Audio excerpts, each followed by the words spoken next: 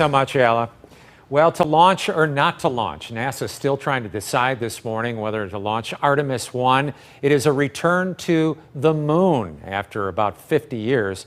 Well, the space agency has had some issues, and we can show you right now a live view of the rocket on the launch pad at Kennedy Space Center in Florida. And here in the St. Louis area, Fox 2's Chris Renier joins us. He is in West St. Louis at the planetarium with the preview of the big day. Are they going to go or not go, Chris?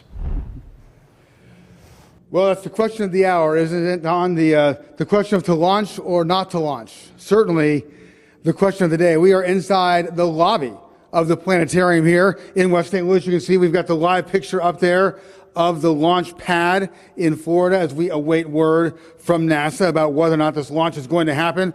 We're getting pretty close to what should be, or what actually is, the launch time window today between 7:33 a.m. St. Louis time and 9:33 a.m. The countdown stopped at 40 minutes and it has not started again. Want to bring in Will Snyder. He's the manager of the planetarium here to kind of give us some insight. Will, thanks for being with us. Appreciate you as always. Talk to me about, in layman's terms you can, what the problem is that they're looking at. This is an issue with the main big orange colored engine there, right? You're right. So we've had several setbacks already, some from weather, now dealing with some technical problems, and they are dealing with a problem with engine number 3. So we've been waiting at 40 minutes to go at this point, and they're trying to see what they can do about this crack they've noticed. They think it might just be in the insulation, but we're waiting to get an update from the cryo team and from the flight director to let us know what the path is forward. Yeah, we've been getting these updates kind of from the NASA folks every 15 or 20 minutes, kind of telling us what's going on.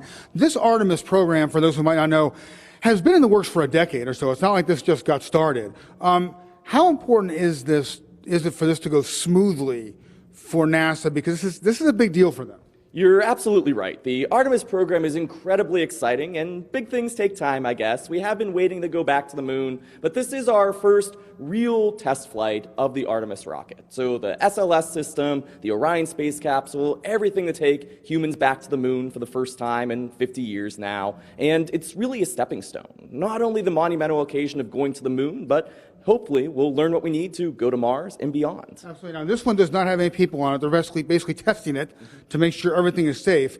If it goes well, whenever it gets off the ground, how important will that be for the future of space travel in this country? That could lead to people going back to the moon and possibly beyond, correct? You're right, and it really is an amazing time for space exploration. In many ways, sort of a second space race, not only with what NASA is doing, but SpaceX and all these exciting companies that are taking astronauts, not up to the International Space Station, but even now looking at the moon and Mars in the future. Fair enough. Will Snyder with us this morning, illuminating us as to the situation. Will, thank you very much. Thank you. Appreciate it. We're going to continue to monitor the live picture behind us, pretty cool looking picture there, of Artemis 1. If it does not launch during that window today, which basically is set to start in about a half an hour St. Louis time and continue on for 2 hours, there is another opportunity this Friday, then another window on Labor Day as well. So there are some chances if this has to be scrapped today. We will look for further updates from NASA. For now, live in West St. Louis, Chris Renier, Fox 2 News.